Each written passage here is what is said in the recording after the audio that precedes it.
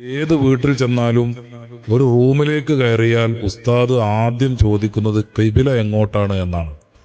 ആ ഖിബില എങ്ങോട്ടാണെന്ന് വീട്ടുകാരൻ പറഞ്ഞു കൊടുത്താൽ അവിടെ ഒരു മുസല്ല വിരിക്കാൻ വേണ്ടി പറയും. ആ മുസല്ല അവിടെ വിരിച്ചു കഴിഞ്ഞാൽ അത് രാത്രി ഉപയോഗിക്കാനുള്ളതാണ്.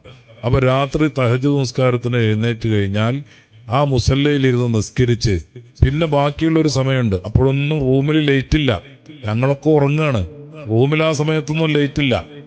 അങ്ങനെ ആ ഇരുട്ടത്ത് ആ മുസല്ലയിൽ ഇരുന്നു കൊണ്ട് ബഹുമാനപ്പെട്ട സുൽത്താനുൽ ഉലമ ചൊല്ലുന്ന ദുആ, അതേപോലെ തന്നെ സ്വലാത്ത്, ഇതെല്ലാം കഴിഞ്ഞിട്ട് ബഹുമാനപ്പെട്ട സുൽത്താനുൽ ഉലമക്കൊരു ദുആ ഉണ്ട്.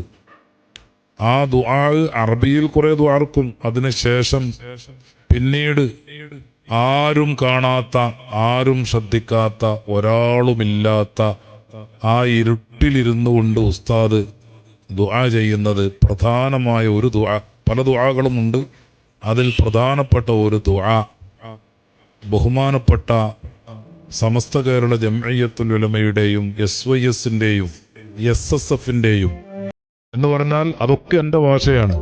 ഉസ്താദ് പറയല് സുന്നത്ത് ജമാഅത്തിന്റെ പ്രവർത്തകരെന്നാണ്.